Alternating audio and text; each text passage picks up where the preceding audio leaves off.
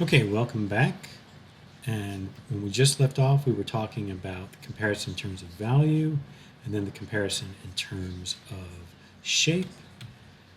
And now I'm going to talk about the essay questions, and then the final part. Well, no, and then I'll do the slides for the extra credit reactions, and then the short answer extra credit questions. So there's still a few more.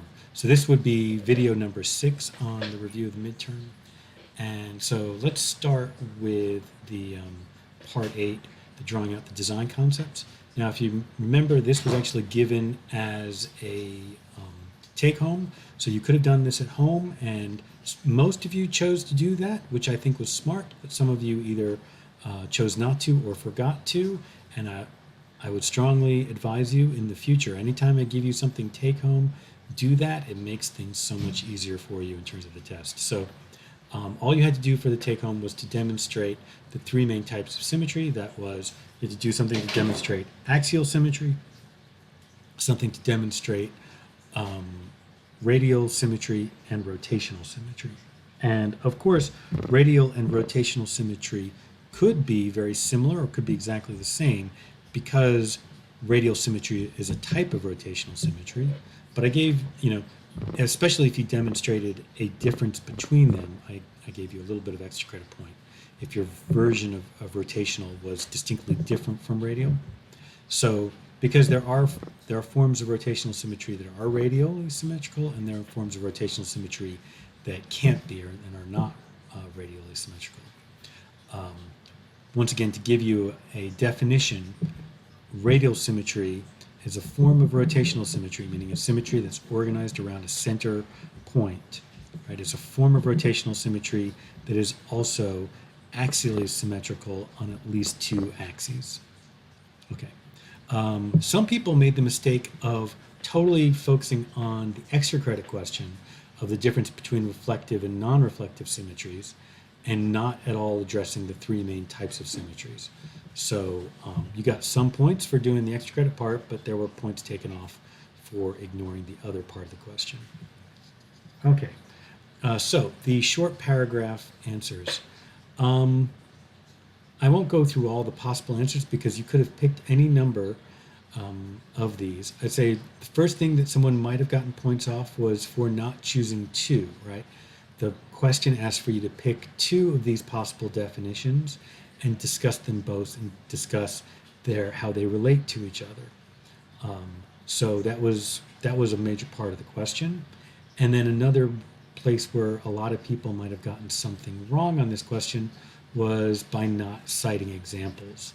And you got partial credit if you cited an example by citing something like, not citing a specific work, but citing something like arches, right? Or something like that. But by citing an example, I mean that you're supposed to point out a building that we discussed in class, like, the Parthenon or the Pantheon or Chartres Cathedral, and talk about why you think that one is a demonstration of one of these points. Okay. All right, I think that's all I can, because I can't go through all the possible answers for that. So I guess the other thing I would say is that, people need to be complete. But I would say on that first one, people did pretty well. Question number 2, people didn't do quite as well. And once again, one of the main reasons why people didn't do as well was they didn't cite examples. Some people also cited examples, but they didn't do it kind of like in the essay. Like they didn't say, as they're discussing low relief, and then say, and a good example of low relief is, let's say, Palette of Namur or the Dying Lioness. They just listed their examples of things they were citing at the end without necessarily saying what they were examples of. So when you cite examples, you need to say something about them, and you need to explain how they're supporting what you are arguing or what you're saying in your short paragraph answer. So some people got points off for not citing examples or not citing all 3 examples. Some people got some points off for not for citing examples, but not kind of including them within the essay. And so basically, to answer this question, all types of sculpture, right, can be viewed in terms of how they use space, right? From the sculptures that use the least amount of space, such as low relief, like low relief that only comes off of a wall or a backing surface by an inch, right?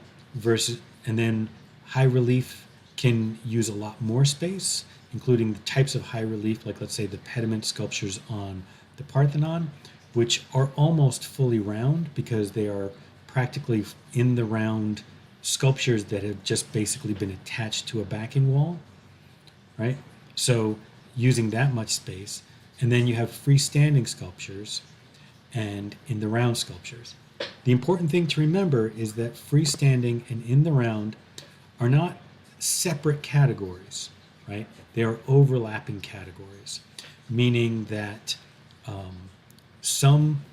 most in the round sculptures are also freestanding. Almost all in the round sculptures are also freestanding, but not all freestanding sculptures are in the round. To be freestanding just means that the sculpture has to be able to stand on its own. It is not supported by anything else.